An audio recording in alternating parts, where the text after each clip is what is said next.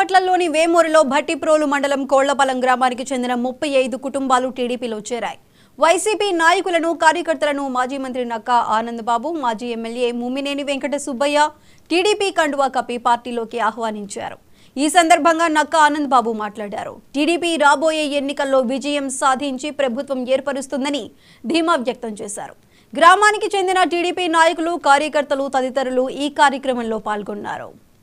ఖచ్చితంగా ఒక ప్రజాప్రతినిధిగా ఈ నియోజకవర్గానికి శాసనసభ్యుడిగా ఎన్నిక కాబట్టి ఖచ్చితంగా అందరినీ ఒకే ఘాటును చూడాలి అనేది నేను మొట్టమొదటి నుంచి కూడా నేను పెట్టుకున్నటువంటి సిద్ధాంతం. అదేవిధంగా ఈ గ్రామాన్ని నేను చూశాననేది ఆత్మసంతృప్తి నాకుంది. మీకుందో లేదో నాకైతే తెలియదు, నాకుంది. ఆ ఉద్దేశంతో ఏది అడిగినా నేను కాదనకుండా వాళ్ళని సరదాగా అయినా రెండు మాట్లాడినా అన్నీ అడిగినట్టు చేసి పెట్టడానికి ప్రయత్నం చేశానని నా వంతు నేను తృప్తి పడుతూ ఉంటాను.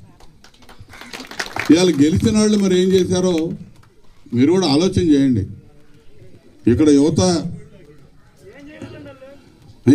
ఉన్నారు, పెద్దవాళ్ళు ఉన్నారు. ఇవాళ మెజారిటీ అవతల పార్టీకి ఉన్నారు. వాళ్ళు కూడా ఒక మంచి ఆలోచనతో, సహృదయంతో ఆలోచన చేయమని అప్పీల్ చేస్తూ ఉన్నాం వాళ్ళకు కూడా.